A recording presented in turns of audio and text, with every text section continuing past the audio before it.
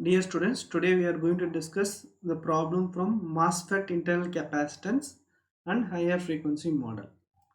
Okay, this is a given problem. Your base emitter voltage 0.7, beta 120 and yearly voltage infinity, and your C pi, that is a resistance between base and emitter. So 9 picofarad and C mu 3 picofarad. Okay, assume C1 and C2 CES infinity.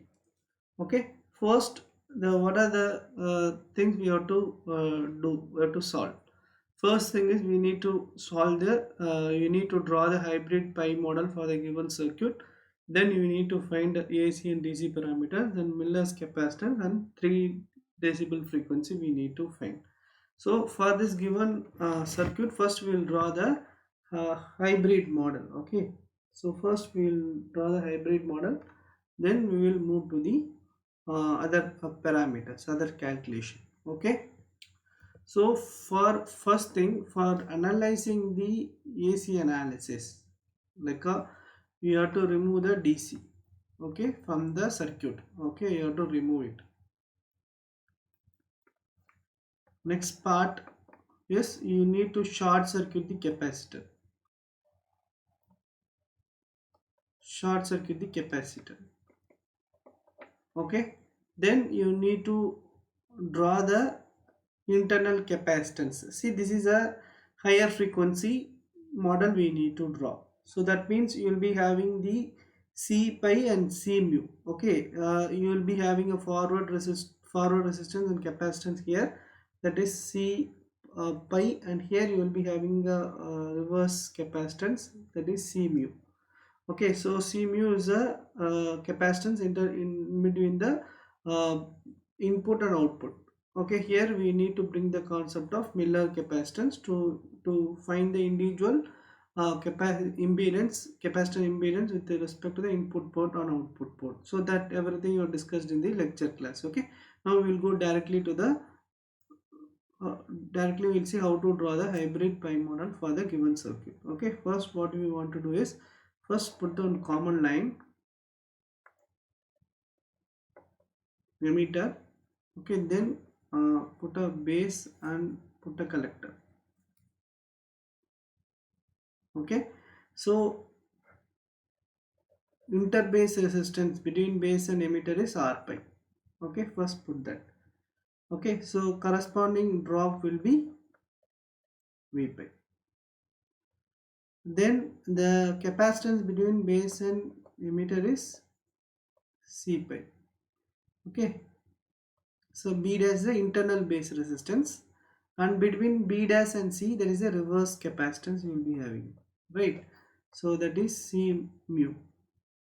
Okay, then here you will be having your transconductance plus your V pi.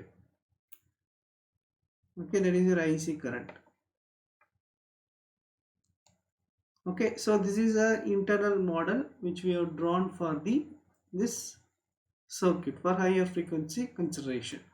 Other than this, when you remove this DC, what happened? This R1 R2 will come down, right? So R1 R2 will come down.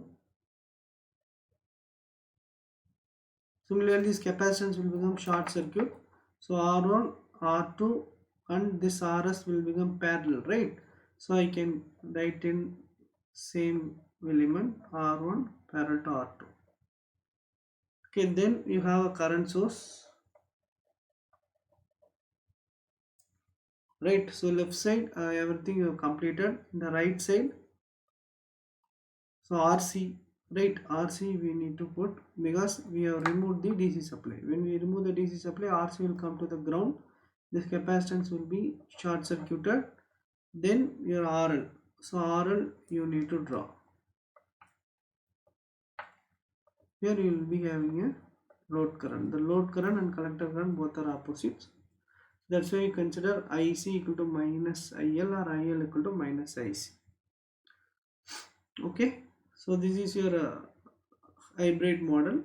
So we can, by considering the Miller's capacitance, we can break this C mu, okay, by using the Miller's law. Okay, if you break only this part, okay, that is C mu I want to break. So what you will get, like your updated model will be like a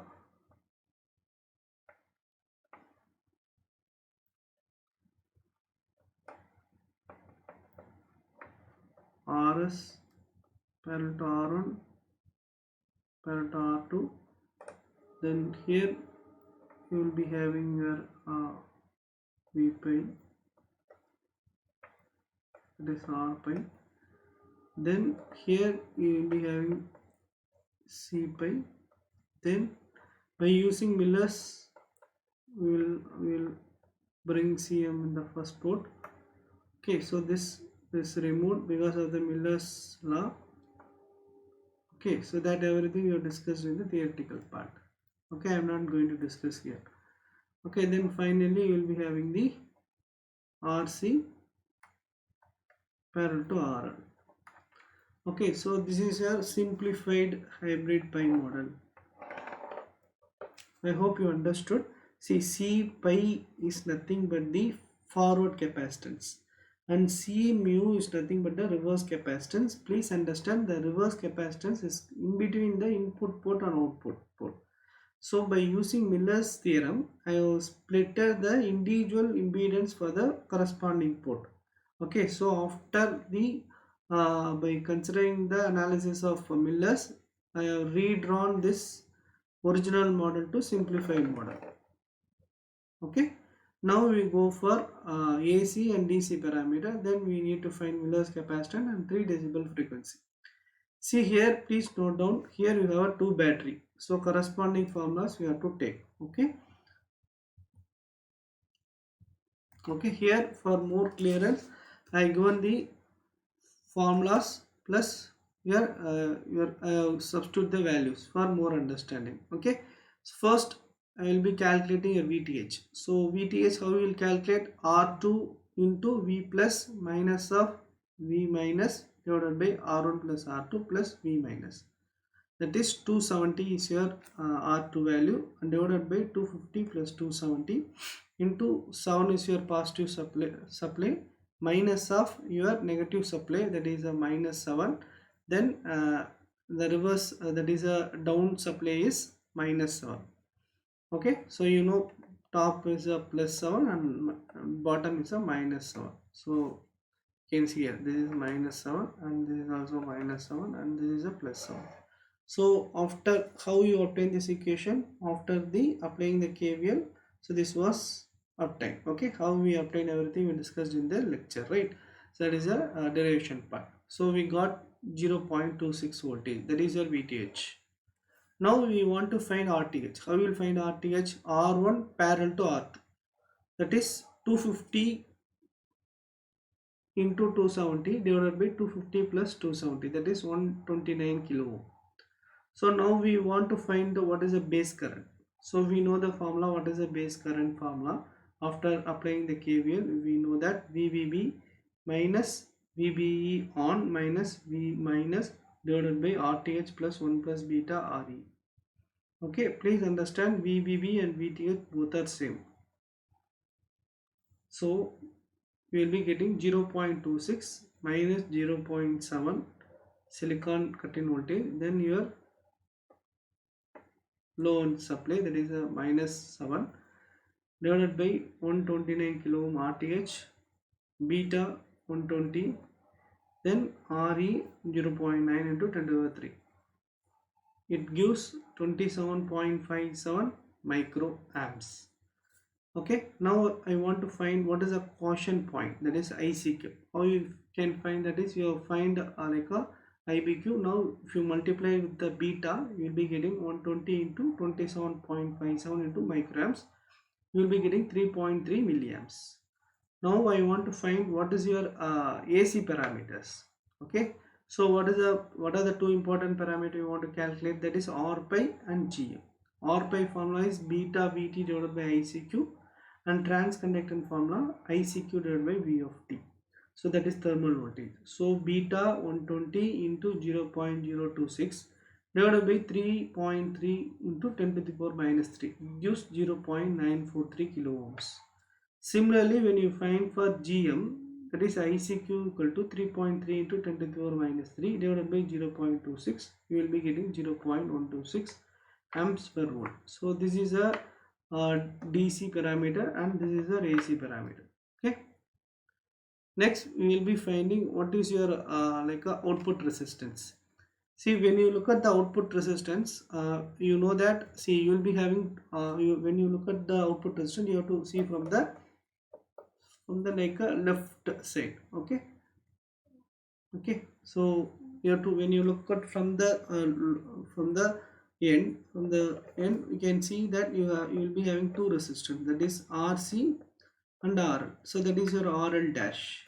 Okay, so like RL dash is nothing but RC parallel to RL. So when you go for this circuit, you will understand it. See, so this is your this part like a RL dash, that is RC parallel to RL. Okay, so you have to be very clear when you're writing the equation.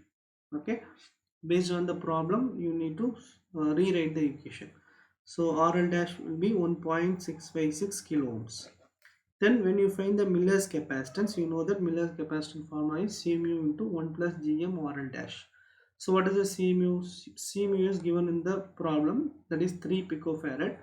So 1 plus Gm, what is the Gm? 0.126 into 1.656 kilo ohm. So if you substitute, you will be getting 0.607 into 10 to the power minus 12 farad. Okay, so now we want to find what is the input resistance. So we have completed output resistance, Miller's capacitance, AC parameter and DC parameter. Now we are going to calculate what is the input resistance. So it is very simple.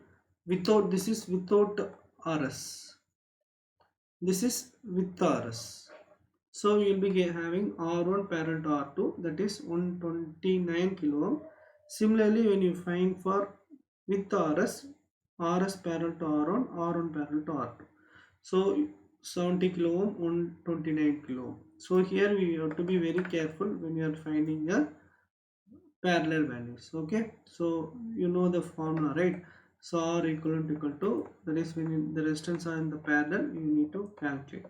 The obtained value you should take the reverse, that is your original value of the resistance. Okay, some students will do the mistake, they will take the corresponding equation without doing the inversion, because whatever you are getting here, that is 1 by R equivalent, not a R equivalent. So you should take a reverse, because that will be a R equivalent value. So here many students will do the mistake. Be careful, okay, when you are solving the problem.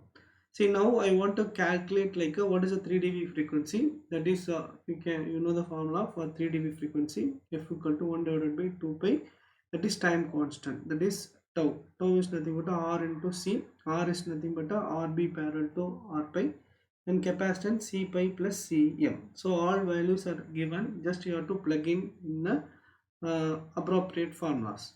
1 by 2 pi, 45 kilo ohm parallel to 0.943 kilo ohm into 9 picofarad plus 0.607 picofarad. Okay, 607. Okay, it should be 0.7 picofarad.